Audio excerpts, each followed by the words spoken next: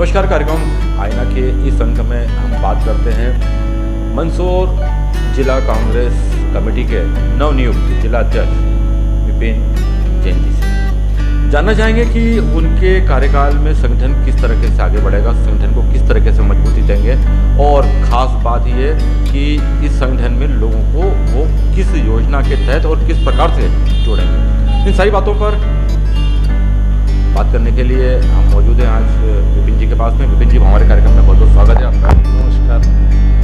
सबसे पहले आपको बधाई नवनियुक्त अध्यक्ष बनने पर आपको। और अध्यक्ष बनने के बाद में हर व्यक्ति की अपेक्षा ये रहती है कि आप संगठन को आगे बढ़ाओ, मजबूत करो।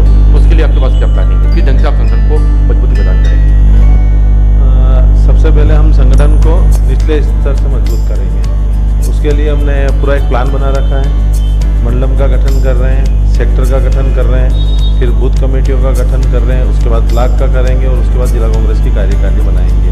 क्योंकि निचले स्तर से अगर हमारा संगठन मजबूत रहेगा तो कहीं ना कहीं उसका लाभ पार्टी को चुनाव में ज़्यादा से ज़्यादा मिलेगा। तो अभी आपको सारी कार्यकारिणियों का गठन करना है, पदाधिकारी नियुक्त करना है, तो आप किस कार्यकर्ताओं को इसमें चुनेंगे जो आपके संगठन में जगह पा सकें? देखिए, ये कार्य वैसे चुनौतीपूर्ण है, लेकिन मैं क्या है कि पूरे ज़िले का दौरा कर रहा हूँ। प्रत्येक ब्लॉक में, मंडलम में, सेक्टर में जा रहा हूँ और वहाँ के कार्यकर्ताओं से बात करके, और जो नए लोग हैं और कांग्रेस विचारधारा के हैं और अच्छे वर्कर हैं, मेरी पहली प्राथमिकता उनको जोड़ना है और अधिक से अधिक युवाओं को जोड़ना है। जो पुराने हैं वो हमारे तो है ही हैं, हम उनको मार्गदर्शक मंडल में लेंगे। वैसे कांग्रेस के बारे में कहा जाता है कि इसमें जो छात्र संगठन NSI होता है वो फिलहाल मृतप्राय है, नए छात्र उसमें जुड़ नहीं रहे हैं। इसके अलावा जो कांग्रेस के अनुषांगिक संगठन है वो भी अभी जो काम करना चाहिए नहीं कर पा रहे, उसके लिए क्या है? आपने जैसे NSI का बोला, तो अभी माननीय कमलनाथ जी ने बाल कांग्रेस का भी गठन किया, तो हम बाल कांग्रेस का भी गठन करने जा रहे हैं और बाल कांग्रेस के लोगों ने सदस्य बनाना चालू कर दिए। NSI, यूथ कांग्रेस, सेवा दल अपना कार्य कर रहे हैं, लेकिन हम इनको और ज़्यादा सक्रिय करने के लिए मैं प्रयास करूँगा। इसके लिए जो हमारा मेन कांग्रेस का संगठन है उसमें कुछ मोर्चा संगठन जैसे NSI, सेवा दल, महिला, किसान कांग्रेस, अज्जा प्रकोष्ठ, इन सारों को मेन कांग्रेस की समन्वय समिति में हमने ले लिया, तो ये ज़्यादा अब और सक्रिय दिखेंगे आपको। वही बात मैं आपसे पूछ रहा हूँ कि कांग्रेस एक बहुत पुराना संगठन है, काफ़ी लोग इसमें जुड़े हुए थे, मगर फिलहाल कुछ समय से देखने में आ रहा है कि कांग्रेस संगठन के अंदर लोग जुड़ नहीं रहे। उसको जोड़ने के लिए आप क्या प्रयास करेंगे? कैसे लोगों को आकर्षित करेंगे कि वो कांग्रेस की तरफ आए, कांग्रेस पार्टी ज्वाइन करें? नहीं, अब देखो, गांव-गांव जाएंगे, जो पुराने कांग्रेसी नहीं आ रहे हैं उनके घर पे जाएंगे, उनसे बात करेंगे, उनकी जो समस्या है उसका समाधान निकालेंगे और उनको जोड़ने का प्रयास करेंगे। और आपने अभी देखा भी होगा, जब 20 तारीख को पद ग्रहण किया था उस समय बहुत से कांग्रेसी जो पुराने नहीं आ रहे थे वो भी उस दिन कार्यक्रम में आए। और अब बहुत से कांग्रेसी ऐसे रहते हैं कि केवल वो चुनाव के समय ही आते हैं, बाकी समय नहीं आते हैं। तो नए लोग जुड़ना हमसे चालू हो रहे हैं। बहुत से लोगों ने उस दिन बीजेपी भी छोड़ी है। कांग्रेस के अंदर सबसे बड़ी कमी ये पाई जाती है कि कांग्रेस के अंदर गुटबाजी बहुत ज़्यादा हावी रहती है और मंदसौर जिले में तो ये गुटबाजी कुछ ज़्यादा ही हावी है। तो इसको दूर करने के लिए आपके पास कोई कार्य योजना है या कुछ प्लान है आपके पास? देखिए, गुटबाजी तो हर पार्टी में रहती है, मैं इसको नकार नहीं रहा हूँ, लेकिन हाँ, मेरे जिला अध्यक्ष बनने के बाद, क्योंकि मुझे डायरेक्ट कमलनाथ जी ने बनाया है जिला कांग्रेस का अध्यक्ष, और उसके बाद मैंने जितने भी यहाँ के वरिष्ठ नेता हैं मंदसौर के, उन सारे से बात भी की। और वो आप देखो, अभी 15-20 दिन में सारे वरिष्ठ नेता जिला कांग्रेस के कार्यक्रम में आ रहे हैं। तो कहीं ना कहीं गुटबाजी मुझे नहीं लगता है कि अब मंदसौर जिले में रहेगी। और मैंने खुद ही स्पष्ट कर दिया कि मेरा कोई गुट नहीं, मेरा गुट केवल कांग्रेस गुट है। कई मौक़ों पर आप संघर्ष के लिए सड़कों पर निकलते हैं, प्रशासन आपको रोकने के लिए कई प्रकार की बातें करता है, अपनाता है, तो उससे आप कैसे निपटेंगे? आप हालांकि आपने अभी शपथ ग्रहण दिन वाले दिन ही आपने एक चेतावनी दी थी, वो चेतावनी से अमल कर पाएंगे? देखो, ये जो कर्मचारी हैं ये भी कहीं ना कहीं हमारे परिवार के ही लोग हैं। ऐसा नहीं कि कोई ये बाहर से आए हुए हैं। इसमें कुछ लोग जो रहते हैं वो प्रशासन के दबाव में आ जाते हैं, उनकी भी बहुत सारी मजबूरियां रहती हैं, उनको ये डराते हैं, धमकाते हैं, उनके ट्रांसफ़र की धमकी देते हैं।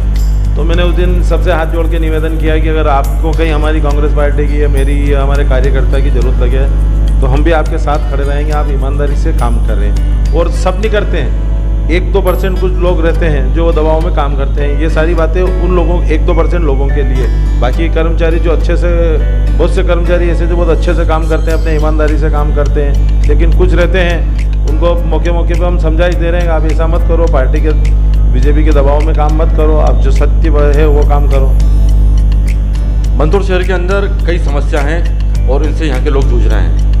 सड़कें नहीं बनना, नाली साफ नहीं होना और भी कई मूलभूत जो सुविधाएं जिनके लिए नगर पालिका परिषद होती है और नगर पालिका परिषद के अंदर खुद अभी घमासान चल रहा है। तो ऐसी स्थिति में आम जनता की समस्या दूर हो, उसके लिए आप क्या करेंगे? देखिए, यहाँ की नगर पालिका 40-45 साल से भारतीय जनता पार्टी के पास में है और जिस पार्टी के पास अगर 45 साल से नगर पालिका अपने पास हो, उसके बाद भी उस नगर की बहुत सारी समस्या हो, तो ये तो बड़ा दुर्भाग्य की बात है। 40 साल काम करने के लिए बहुत होते हैं और मेरा भी ऐसा मानना है कि जितना इनको समय मिला उस अनुरूप मंदसौर का डेवलपमेंट तो नहीं हुआ। 18 साल से भारतीय जनता पार्टी की सरकार है, 15 साल से यहाँ विधायक भी भारतीय जनता पार्टी के हैं, 13 साल से तो वो सरकार में है, उसके बाद भी उस अनुरूप मंदसौर का डेवलपमेंट नहीं हुआ। आज अब हम भगवान पशुपतिनाथ मंदिर जाते हैं, आपने देखा होगा कि उस पुल के ऊपर जब निकलते तो इतनी स्मेल बदबू आती है, जबकि हम एक अच्छे वातावरण में भगवान के दर्शन करते हैं, लेकिन जब जैसे बाहर आते हैं, और अभी आपने देखा होगा कि 28 करोड़ रुपए इनके स्वीकृत हुए थे। हमारे नगर पालिका के पार्षद के साथ हम सब वहाँ गए थे, सीएमओ को हमने ज्ञापन दिया था। एक वो 2-2 फीट के पाइप डाल रहे हैं, आप सोचो कि 2-2 फीट के पाइप वहाँ से मंदिर के वहाँ से जो शिवना ये पुल, बड़ी पुल के यहाँ तक लाएंगे, 2 फीट के पाइप में पूरे मंदसौर का पानी कैसे आएगा? और दूसरा, जब बारिश होगी तो नाले के अंदर पॉलीथीन कचरा जमा रहता है, तो बारिश में तो बारिश के पानी से नाले साफ होते तो वो पाइप तो वैसे ही जाम हो जाएंगे। मेरा तो ऐसा मानना है कि इनको अच्छे एक्सपर्ट से बात करनी चाहिए, अच्छा बड़ा ओपन ड्रेनेज बनाना चाहिए जो कि समय समय पर जेसीबी से उसकी सफाई भी हो जाए। तो एक अच्छी बड़ी और आगे की सोच रखते हुए इनको प्लानिंग बनानी चाहिए। आपने ज्ञापन के दौरान ये भी कहा था कि अगर इसको निराकरण नहीं किया गया तो आप लंबा प्रदर्शन करेंगे, लंबा इसको सतत जारी रखेंगे। तो क्या इसको जन आंदोलन बनाने का आपका मूड है क्या? इसको कि जनता को जोड़कर बताया जाएगा कि ढंग से 28 करोड़ रुपए जो शिवना शुद्धिकरण के नाम पर आए हैं उनको पानी में डुबाया जा रहा है। निश्चित ही भगवान पशुपतिनाथ और शिवना मैया के लिए हम प्रदर्शन और मीडिया के माध्यम से तो आवाज़ उठा ही रहे हैं। अगर ये नहीं करेंगे तो ये पक्का है कि हम जो हमारा मैनिफेस्टो बनेगा मंदसौर जिले का, उसमें इस समस्या को लेके और हमारी सरकार बन रही है उसमें हम इसको निराकरण कराएंगे। विपिन जी, आप तलोदा क्षेत्र के सरपंच रह चुके हैं, आपने कई कल्याणकारी काम करे हैं वहाँ पे, और अभी हाल ही में आपका नाम विधायक की दावेदारी में चला था कि आपको कांग्रेस की तरफ से विधायक की दावेदारी सौंपी जाए। अचानक से आप बन जाते हैं अध्यक्ष, तो इससे आप खुश हैं? देखिए, हमारी पार्टी में जिला कांग्रेस का जो अध्यक्ष का पद है वो विधायक सांसद से भी हम उसको बड़ा मानते हैं। अब पार्टी ने ये जवाबदारी दी है तो इसको मैं ईमानदारी से निर्वहन करूँगा। आने वाले समय में चुनावों की सौगुहार भी शुरू होने वाली है, उसको लेकर आप क्या तैयारियां कर रहे हैं बतौर कांग्रेस अध्यक्ष? नहीं, हमारी पूरी प्लानिंग चल रही है, पूरा संगठन हम तैयार कर रहे हैं, हमारा एक वार रूम बना रहे हैं पूरा, और आजकल मीडिया का ज़माना है तो पूरा मतलब एक सिस्टमेटिक हम अप्रैल एंड तक पूरी एक प्लानिंग बना लेंगे ताकि जो उम्मीदवार कांग्रेस पार्टी दे उसको कुछ भी नहीं करना पड़े, केवल उसको दौरा करना पड़े, बाकी सारा काम संगठन करे। तो हम बात कर रहे थे अभी मंदसौर कांग्रेस जिलाध्यक्ष विपिन जी जैन से, जो अपने कार्य योजना के बारे में बता रहे थे कि वो कांग्रेस को किस ढंग से मजबूत करेंगे और आने वाले चुनाव को लेकर क्या तैयारियां हैं। और थैंक यू। प्लीज़ सब्सक्राइब एवं लाइक जरूर करें।